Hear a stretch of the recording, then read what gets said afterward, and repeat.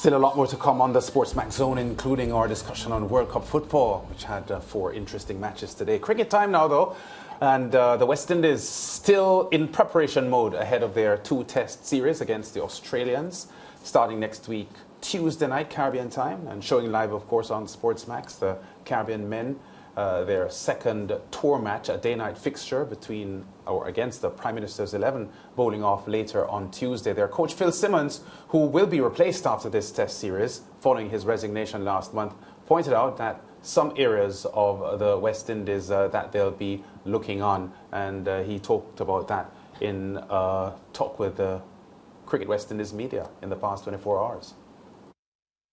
Just get accustomed to the pink ball. I think it's a little bit of a difference, and some of the guys have played a pink ball test or two, but most of the guys haven't. So it's just getting accustomed to it, and it's a good thing we have this game, so we can get accustomed to what it's going to do at different periods in the day, night, and just prepare ourselves for Adelaide. I think it's hugely important. I think how we bowl and how we sharpen up as batsmen. It's going to tell how we go into the test match in Perth, so it's hugely important.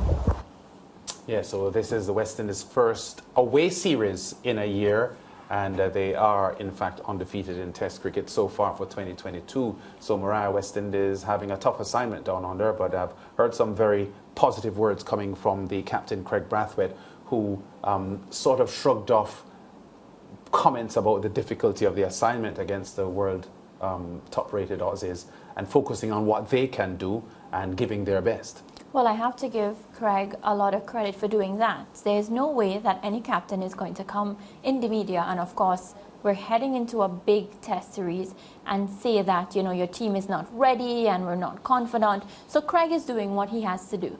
That aside, I think they have a tough task against them. A tough task because, West Indies doesn't have a winning record against Australia. That's one. 2, where experience is concerned, and many of the players joining the Windies team against Australia are young and new players to the setup. I was actually doing some research earlier today, and I was trying to look at the last time they played Australia and the players that were there.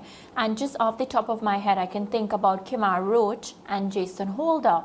So what you get is, a younger side going up against a very seasoned Australia team. That's one thing.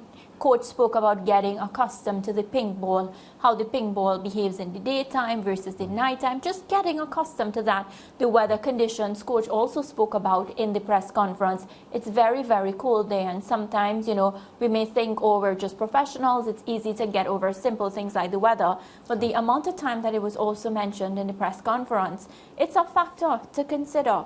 So, I think all that to say that it's going to be a very tough task, but I will still give the West Indies, credit for just going there, showing up, being confident, and batting long. That's all we ask of them. Yeah, and the fact is, to emphasize the difficulty of the assignment, the West Indies haven't won a test match in Australia since the mid-1990s, 96, 97. Right. When, Richard Richardson was still playing, and Courtney Walsh and Curtly Ambrose were leading that pace attack.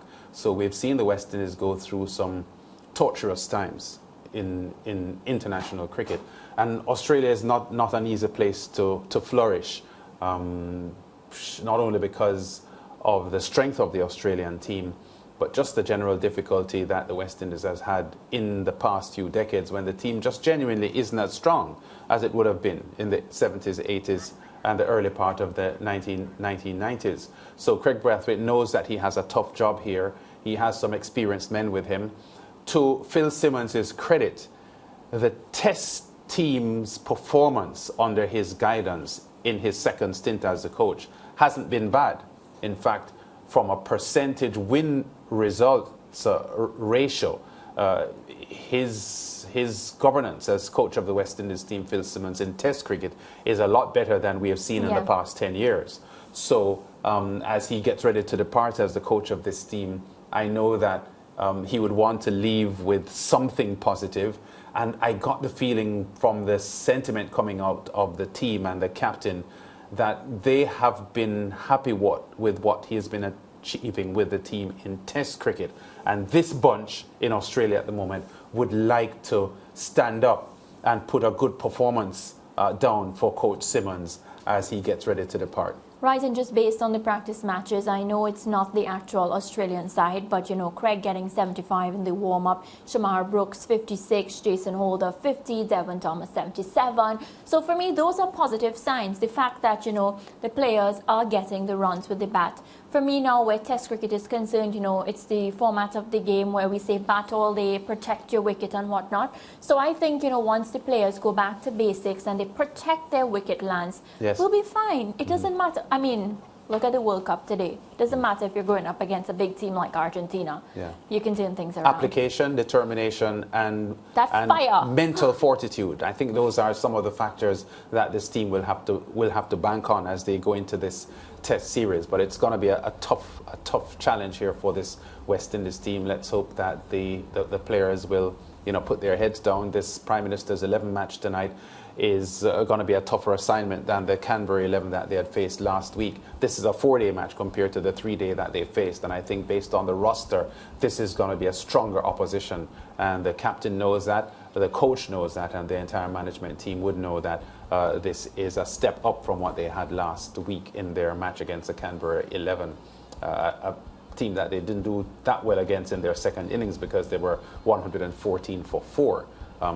Complete turnaround from the big first innings performance that they had put up. But I guess on tomorrow's show, Mariah, we'll be able to recap what happened on day one as the West Indies boys get ready for this Prime Minister's 11. Exactly 1 week ahead of the first test in Perth, which will be live on SportsMax next week, Tuesday night.